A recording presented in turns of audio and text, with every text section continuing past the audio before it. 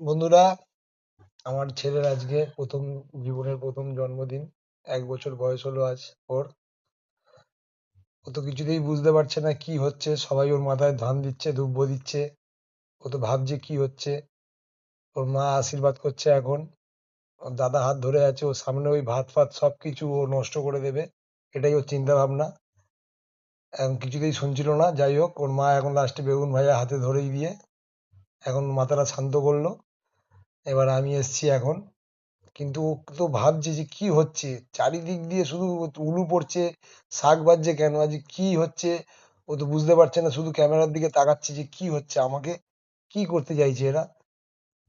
যাই হোক, আমি সবকিছুর ভেতরেও তাকে পুরো আশীর্বাদ করে দিলাম।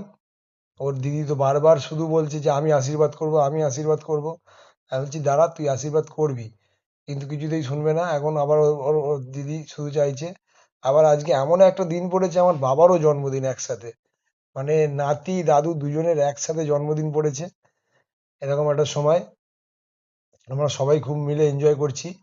এবার ওর মাম্মাম এসছে, ওর মাম্মামকে এখন ও বলছে যে আমাকে আশীর্বাদ করো, মামামের দিকেই তাকিয়ে আছে।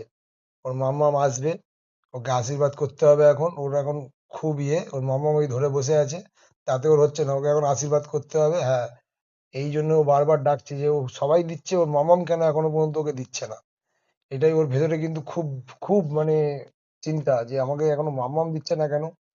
দেবে, ওকে মামাম দেবে, ওর দিদি খাইয়ে দিচ্ছে আবার। কিন্তু কিছুতেই খাবে না, ওর মামামকেই এখন ওকে আশীর্বাদ করতে হবে, তারপরেও এখন শুনবে। এই মা এখন এসছে, ওকে আশীর্বাদ করছে। এবার ভাবছি কি হচ্ছে আবার। হুম, আশীর্বাদ দিয়েছে সবাই।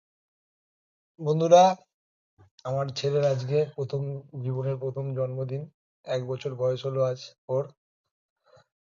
ও তো কিছুতেই বুঝতে পারছে না কি হচ্ছে। সবাই ওর মাথায় ধান দিচ্ছে, দুব্বো দিচ্ছে। ও তো ভাবছে কি হচ্ছে। ওর মা আশীর্বাদ করছে এখন। ওর দাদা হাত ধরে আছে, ওর সামনে ওই ভাত ফাত সবকিছু ও নষ্ট করে দেবে, এটাই ওর চিন্তা ভাবনা।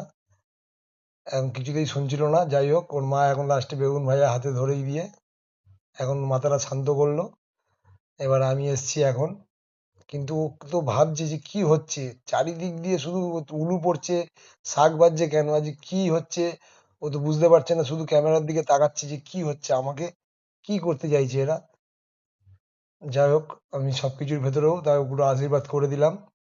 ওর দিদি তো বারবার শুধু বলছে যে আমি আশীর্বাদ করব, আমি আশীর্বাদ করব। আমি বলছি দাঁড়া, তুই আশীর্বাদ করবি, কিন্তু কিছুতেই শুনবে না। এখন আবার ওর দিদি শুধু চাইছে। আবার আজকে এমন একটা দিন পড়েছে, আমার বাবারও জন্মদিন একসাথে। মানে না